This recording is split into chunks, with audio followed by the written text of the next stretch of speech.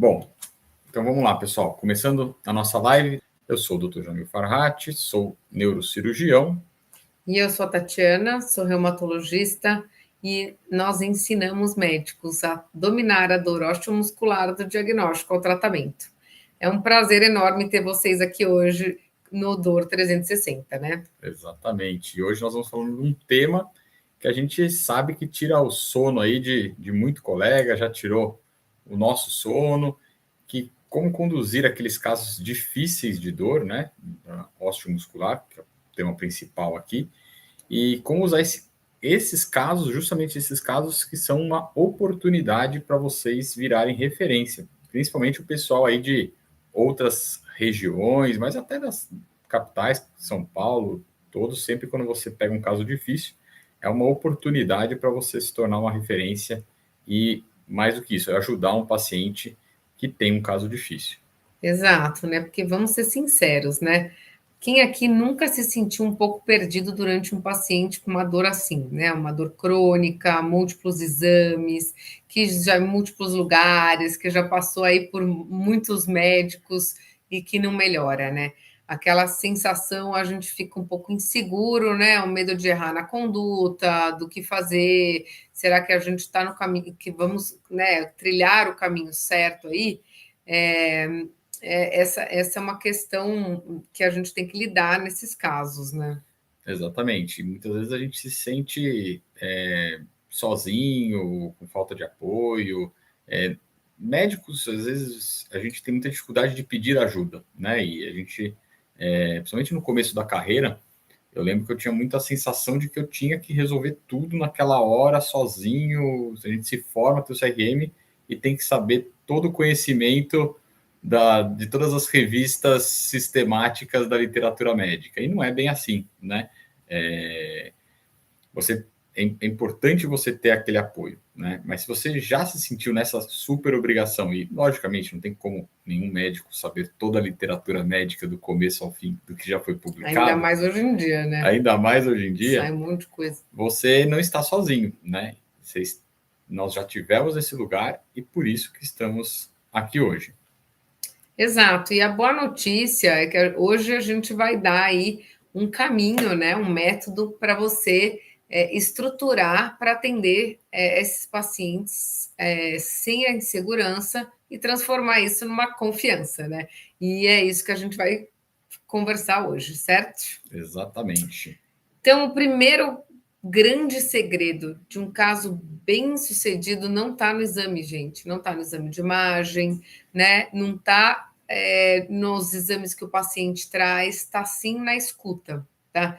Uma das coisas que a gente pega nesses pacientes é que eles vêm tão carregados, cheio de coisa, que a gente meio que se perde ali e acaba, né, muito exame, a história é longa, então acaba se perdendo, né?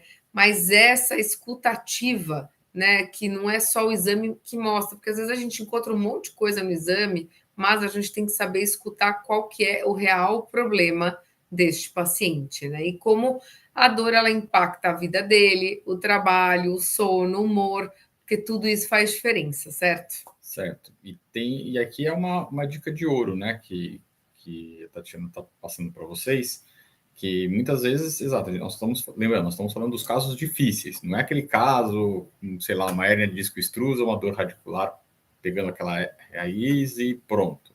Nós estamos falando daqueles casos difíceis, então é um caso que já tem muita história de tratamento, muito remédio passado ali, que já altera as queixas, já começa a dar queixa em vários lugares, efeitos colaterais dessas medicações. Então, são desses casos que nós estamos falando aqui hoje. E a ideia, a dica de ouro que ela está passando é essa escutativa organizando a queixa do paciente. Porque ele vai ter dor no ombro, no joelho, na lombar, às vezes, e a gente vai querer tratar tudo, né? Vamos dar um remédio, e o paciente quer, né? Um remédio mágico que resolvam todas as dores dele. E a ideia é começar pelo que mais incapacita. Então, do que a senhora sente? Qual é a dor que mais te incapacita hoje? Né? Faz a escala visual analógica, vê qual que é o maior VAS, monta ali pega alguma das escalas funcionais, e tem uma que eu uso muito, mas enfim, usa a escala funcional e ver como é que está a qualidade de vida desse paciente e ver qual que é a principal queixa dele. E programa isso com o paciente. Ó, vamos organizar uma estrutura para a gente ir trabalhando a partir dessa dor principal que você tem. Porque ao resolver a principal, você vai ganhar a confiança do paciente, vai trazer qualidade de vida para ele e vai trazer uma clareza para os próximos passos que você vai dar junto ao tratamento dele. Exato, né? Às vezes a gente foca só na estrutura, né? Ah, é uma hérnia de disco, é uma fibromialgia, né? Daí o que tem dor no corpo inteiro? Então a gente já faz isso, uma osteoartrite generalizada, e a gente esquece também de olhar as outras questões, né? Esses pacientes têm um fundo emocional muito importante, ansiedade, medo, catastrofização da dor. Existe um questionário, né, de catastrofização que eu acho interessante nos pacientes muito sensibilizados emocionalmente, utilizar esse questionário, porque ele guia você nas condutas, né? Pacientes mais propensos a isso, eles são pacientes emocionalmente que precisam de mais cuidado, né? E a gente precisa investigar isso, né? Investigar estresse, sono, humor. Então, às vezes eu sou aquela médica que pergunta: mas está acontecendo alguma coisa na sua vida? Porque eu acho que isso é importante, né? Avaliar a parte emocional. Quantas vezes o paciente ele vem com a queixa da dor, mas a hora que você vai conversando ali, você vai descobrindo que o filho teve um problema, que o marido morreu, que né, tudo, a vida da pessoa está um caos. E como é que ela vai melhorar da dor se a vida dela está um caos? Né? E essa avaliação, ela não é um trabalho só do psicólogo, porque você precisa saber disso para conduzir também esse paciente para as novas abordagens, né? Exatamente. E aí entram as nossas abordagens, que são as nossas abordagens cirúrgicas e medicamentosas, né? Que são as abordagens do médico que a gente aprende na faculdade uma certa parte, na especialização, enfim, que a gente estuda. Só que a medicação que vai ser utilizada, o conceito geral, nós médicos a gente tem, né? Então não é só qual remédio você vai usar ou não, mas é quando você vai entrar com a tua medicação, com qual medicação que você vai entrar. E a mesma coisa serve para os procedimentos. Hoje em dia está cada vez mais na moda bloqueios, infiltrações, e se você não tiver uma programação, um protocolo bem estabelecido de quais remédios você vai introduzir, você pode fazer testes terapêuticos com corticosteroides em alguns tipos de dor para você ver se uma infiltração vai ter uma resposta ou não. E aí você programar essa infiltração e ir trazendo toda essa programação para o seu paciente. Lógico, estamos lidando aqui com medicina, né? Medicina nada é 100% e nenhum tratamento é 100% garantido de um resultado. Mas se o paciente tem essa segurança, que você fez um teste, que você está seguindo ali um protocolo bem estabelecido, que tem um caminho a ser trilhado e uma programação de qualidade de vida, tudo, tendo essa segurança, né, indicando esse método medicamentoso, o intervencionista no time perfeito, esse paciente vai se sentir seguro e vai conseguir ir caminhando e até trazendo, diminuindo a ansiedade dele, trazendo uma tranquilidade para o seu tratamento. Exato, e é também um outro ponto, né, que a gente tem que entrar aqui, que é muito importante você saber encaminhar, né, porque essa abordagem multidisciplinar, ela que é, assim, o grande, né, segredo desse tipo de paciente, né, então você saber fazer um encaminhamento para físio, fazer encaminhamento para terapeuta ocupacional, para psicólogo, né? E não é um atestado de incapacidade, né? Não é que a gente não está tendo a capacidade de lidar com esses pacientes, a gente sim está tentando, em cada vertente do que aflige o paciente, ajudar ele, né? Então, você está montando um time, né? Você está guiando, né? Com uma visão de excelência, uma visão integral, né? Para o paciente, né? E cuidar desse paciente em time é o que funciona, na verdade, a longo prazo, né? Exato, é a famosa abordagem multidisciplinar que a gente ouve tanto na faculdade, em congressos, enfim, sempre falamos muito disso, mas não pode ser só um conceito bonito ali no papel, algo que a gente aprende. A gente tem que ir para a prática mesmo disso. E o que é a prática? A prática é debater. Debater o caso com o fisioterapeuta, com o psicólogo, entender o que as áreas, né, estão trazendo de informação ali. Tem muitos fisioterapeutas que eventualmente acompanham a gente aqui, e eu sempre mantenho contato, troco uma mensagem de WhatsApp, é tão fácil, né? Manda um áudio ali na correria, depois ele responde, mas tenha é o que eu sempre falo, essa coordenação do tratamento do seu paciente, porque com isso, às vezes você traz muitas informações para você, né? Então, da visão daquele outro profissional. Trabalho em conjunto com o fisioterapeuta é muito legal, né? Quando o fisioterapeuta ele entende isso também, ele tem a função dele e é muito importante nesses pacientes, e nós temos a nossa função, né? Quando a gente passa do limite entre um e outro, que acaba gerando aquele desconforto, né, do profissional, né? Então, ter o fisioterapeuta do nosso lado é muito importante, né? Exato, porque você vai alinhar as expectativas tanto do seu paciente, quanto do próprio profissional que vai estar ali assistindo o fisioterapeuta, o psicólogo, né? Ele precisa saber qual que é a sua programação, o que você está pensando em fazer. Você está pensando em fazer uma intervenção, em indicar uma intervenção, está pensando em alterar uma medicação, de repente você vai alterar uma medicação antidepressiva, mas ele está passando por uma fase que o psicólogo te sinaliza: doutor, talvez agora, essa sinalizou aqui uma fase um pouco mais complicada, vamos aguardar um período para poder fazer essa alteração. Então, essa troca de bola aí com toda a equipe é super importante, e o paciente perceber isso, que ele está sendo cuidado por uma equipe e não só por pessoas isoladas. Né? E aí gera segurança nesse paciente, né? Ele percebe que você, com todos os profissionais que estão cuidando dele, estão sabendo o que está acontecendo com o outro, né?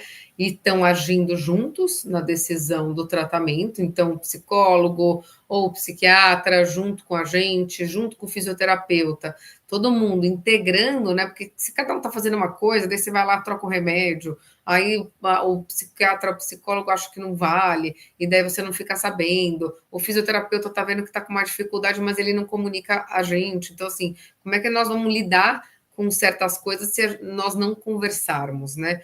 Então, essa segurança, ele percebe essa segurança, ele percebe que o tratamento tem um maestro, né? E o maestro aí, o médico fica no centro dessa maestria, conversando com todo mundo, né? É assim que a gente consegue todo mundo ter o benefício desse acompanhamento multidisciplinar.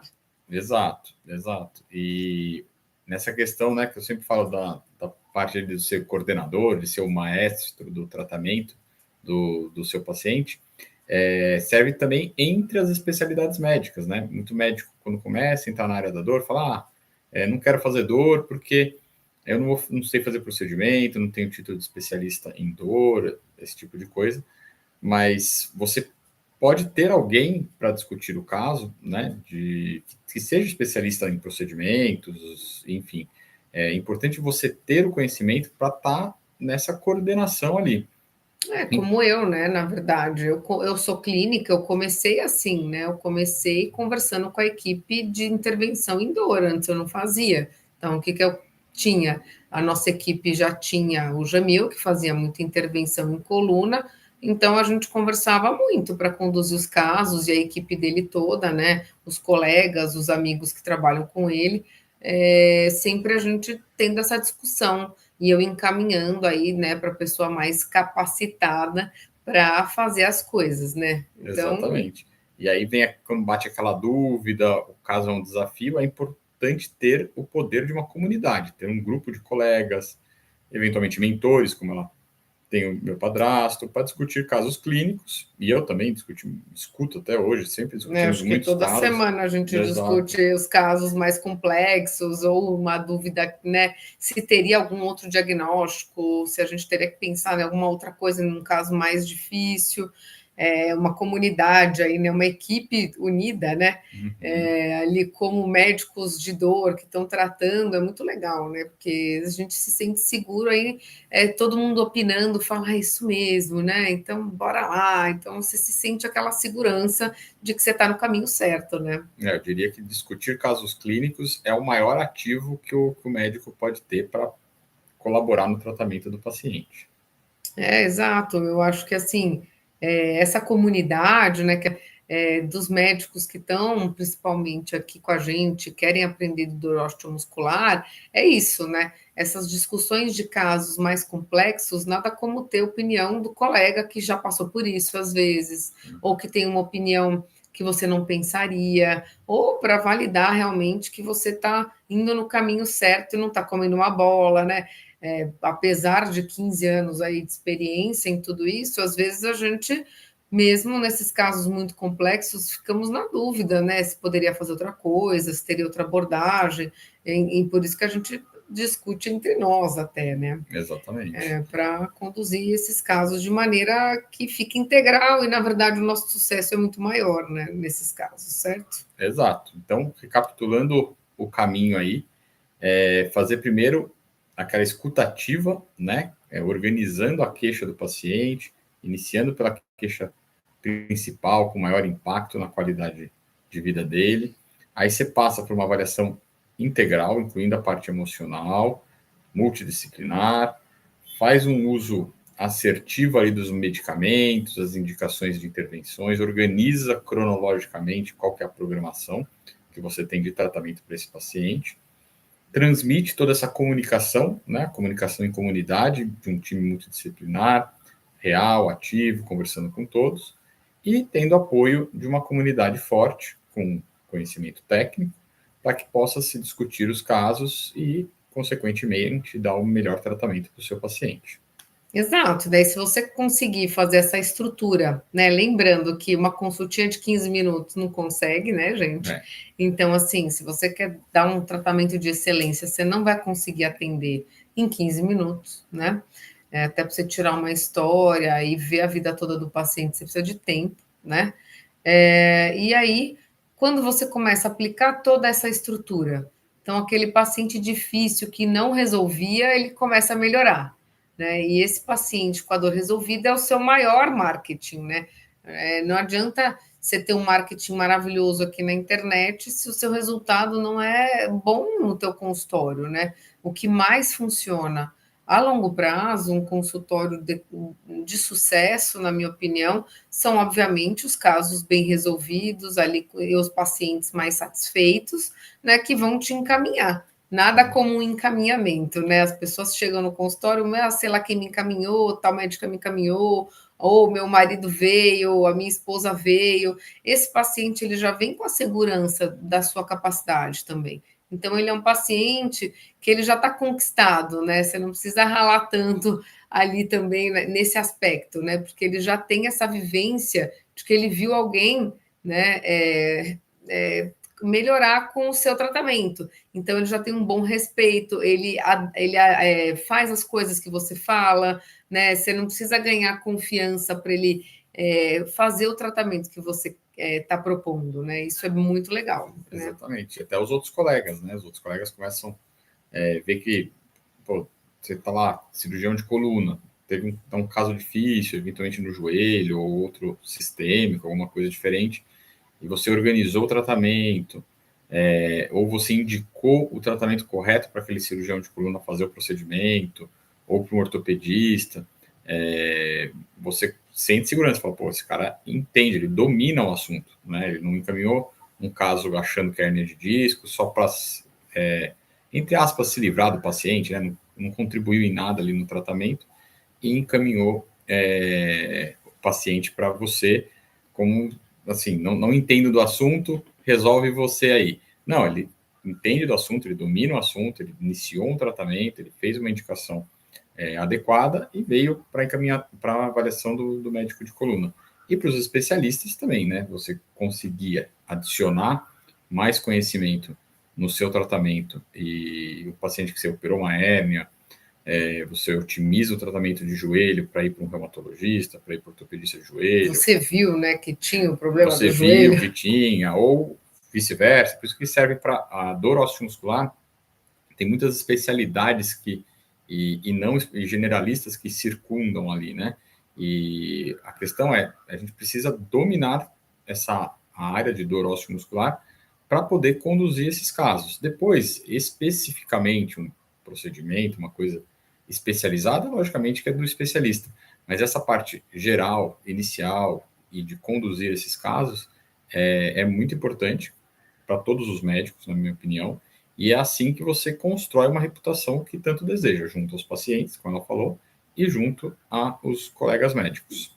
Não, porque acho que hoje em dia as pessoas elas estão buscando na medicina qualidade de vida, né? Elas não só buscam o tratamento, elas querem ali, né, o wellness, né, a indústria do wellness, do bem-estar, né? Então, é isso que você está propondo para o seu paciente, né? Você está propondo melhor qualidade de vida e bem-estar, né? E tudo isso junto, né, vai. A gente acredita, né, que compartilhando esse raciocínio é a base do Dor 360. Se você quer parar de se sentir inseguro e começar a construir essa autoridade, continue acompanhando a gente aqui e a nossa comunidade também, para quem tiver interesse, o link está na bio. Exatamente. Cliquem lá no link da bio, façam parte da comunidade, entrem no nosso grupo. Lá a gente vai se comunicando diariamente, semanalmente.